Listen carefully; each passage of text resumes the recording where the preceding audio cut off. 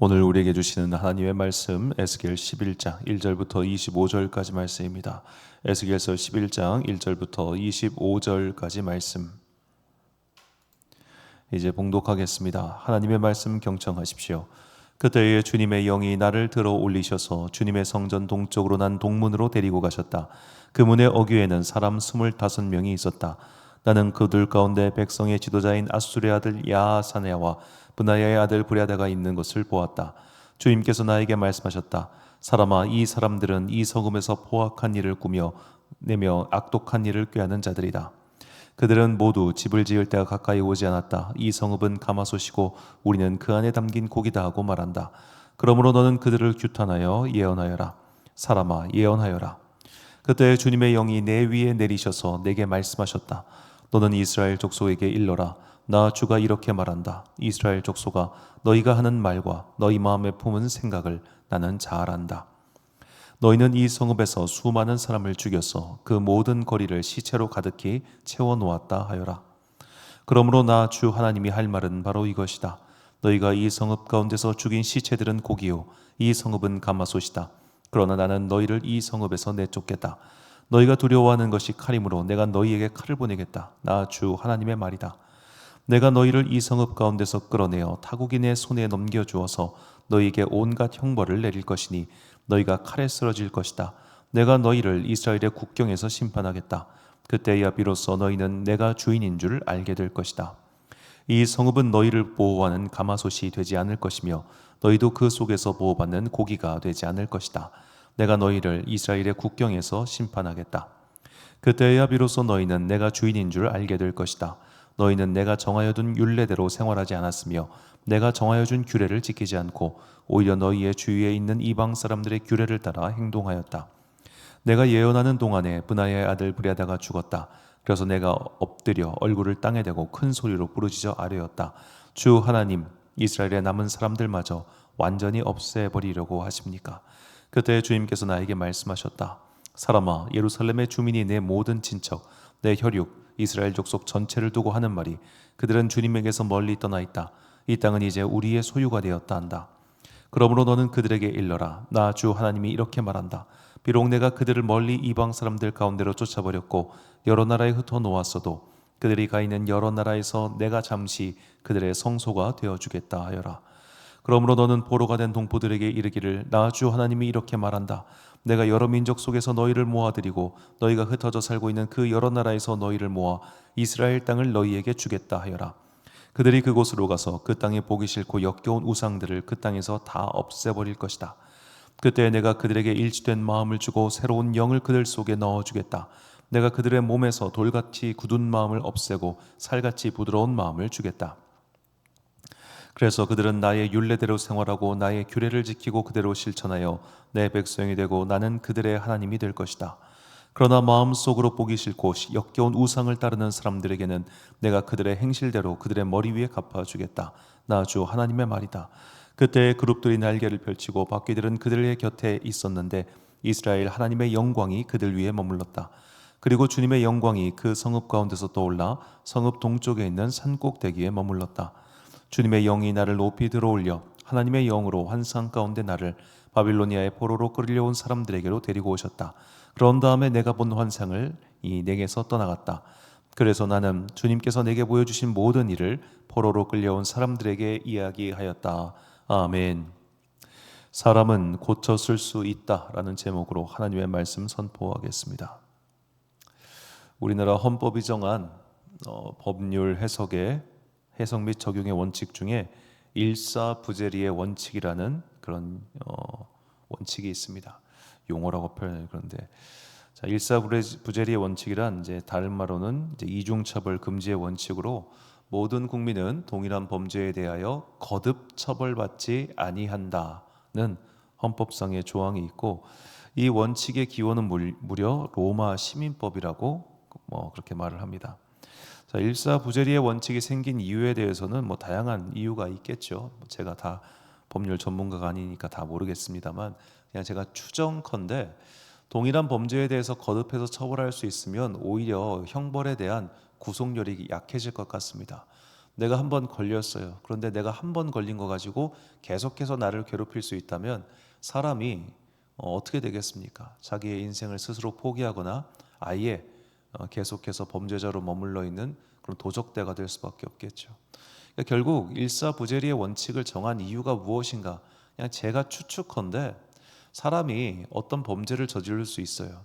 그리고 그 범죄에 대해서 처벌을 받았다면 이 사람이 앞으로도 동일한 범죄를 거듭해서 반복해서 지을 나쁜 놈이다라고 인식한 것이 아니라 죄를 지었고 죄값을 치렀으니 이제는 너에게 새로운 기회를 주겠다라고 하는 일종의 사회적 관용에 따라 생겨난 법칙이 아닐까 그런 상상을 해봤습니다. 자, 오늘 하나님께서도 현재 포로로 끌려간 유다 사람들에게 일사부재리의 원칙을 적용해 주십니다. 자, 에스겔이 환상 가운데서 본 것은 예루살렘 주민들에 대한 심판입니다. 예루살렘 주민들은 지금 1차 포로로 끌려간 사람들 외에 아직 남아있는 사람들이죠. 자, 이렇게 많은 사람들이 포로로 끌려갔습니다. 나라가 풍전등화입니다. 이제는 이 예루살렘 도성도 모두 없어질 위기에 처해 있습니다.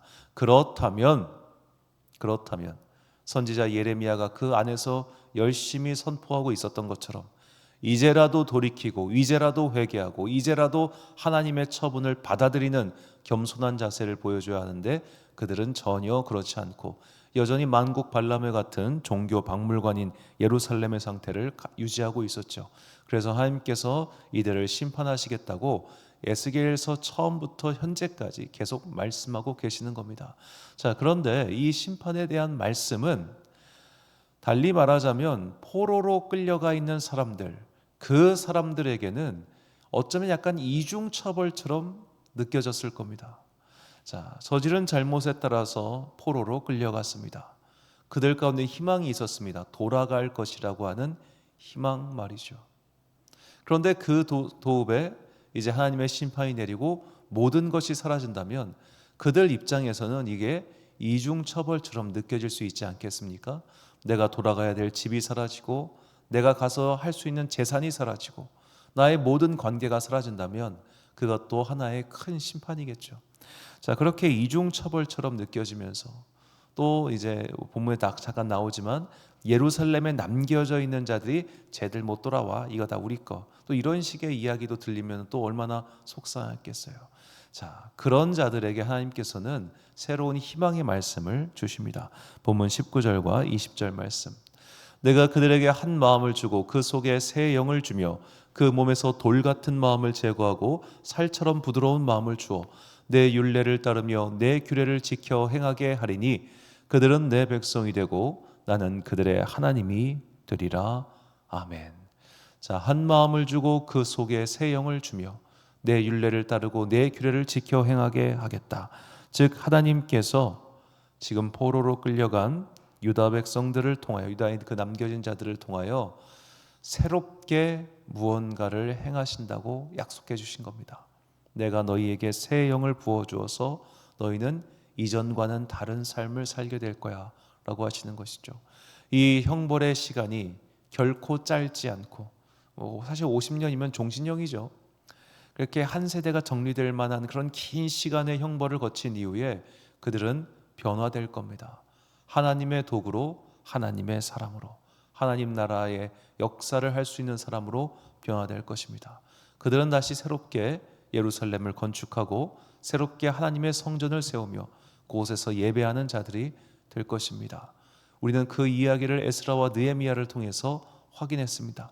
물론 그때도 완전하지 않았지만 결국 하나님께서는 그 사람들에게 새 영을 주셨고 그들은 다시 하나님을 향하여 열심히 일할 수 있었습니다. 만약에 하나님께서 그래, 한번 잘못 저지른 놈은 계속해서 똑같은 죄를 저지를 거야, 그러니까 바늘도둑이 소도둑 되는 거야, 너희는 고쳤을 수가 없어, 갱신불가라는 그런 판정을 내리셨다면 왜 굳이 당신의 귀한 영을 그들에게 보내주셨겠습니까? 하나님께서는 지금도 같은 마음으로 우리를 보고 계십니다. 우리는 사람에게 쉽게 절망합니다. 아니, 어쩌면 많은 기대를 했기 때문에 더 크게 절망하는 것일 수도 있습니다. 그리고 우리는 무엇보다 자신에게도 절망합니다. 나는 왜 이것을 아직도 끊어내지 못할까? 나는 왜 아직도 이것을 절제를 하지 못할까? 나는 왜 동일한 잘못을 자꾸만 저지르면서 사태를 자꾸만 악화시킬까? 자, 그런 식의 자기 반성 혹은 자기 혐오가 우리에게 올 때가 있습니다. 혹은 타인에 대해서도 그런 생각을 할 수도 있습니다. 자, 그래서 사람들이 흔히 말하죠. 검은 머리 짐승은 거두는 게 아니며 사람은 고쳐 쓰는 게 아니다 라고 말이죠. 그런데 하나님께서는 사람을 고쳐 사용하십니다. 왜냐하면 우리를 만드신 분이 바로 그분이시기 때문입니다. 우리를 만드신 분도 그분이시니 우리를 고치실 수 있는 분도 그분밖에 없는 것이죠. 그렇게 우리를 고치시기 위하여 하나님께서는 오늘도 우리에게 성령을 주십니다. 고린도후서 1장 21절과 22절 말씀입니다. 우리를 너희와 함께 그리스도 안에서 굳건하게 하시고 우리에게 기름을 부으신 이는 하나님이시니 그가 또한 우리에게 인치시고 보증으로 우리 마음에 성령을 주셨느니라. 아멘. 하나님께서는 지금도 우리에게 너는 새롭게 될 수 있어. 너는 내가 고쳐 쓸 거야 라고 말씀하고 계십니다. 그러니 나의 인생에 대해서 그리고 다른 사람의 인생에 대해서도 쉽게 단언하거나 포기하지 마십시오. 제가 긴 세월을 살아온 것은 아닙니다만 이제 저와 함께 대학 시절을 보냈던 분들이 대부분 다 목사님 되셨죠. 그리고 담임 사역자로 여기저기 나가신다는 소식들을 듣고 있습니다. 자, 20대 아주 돌이켜보면 그때 좀 뭔가 많이 한다고 생각하고 잘난 척도 많이 했지만 돌이켜보면 아주 미숙했던 그 시기. 자, 그 시기에 서로 얼마나 못 볼 걸 많이 봤겠습니까?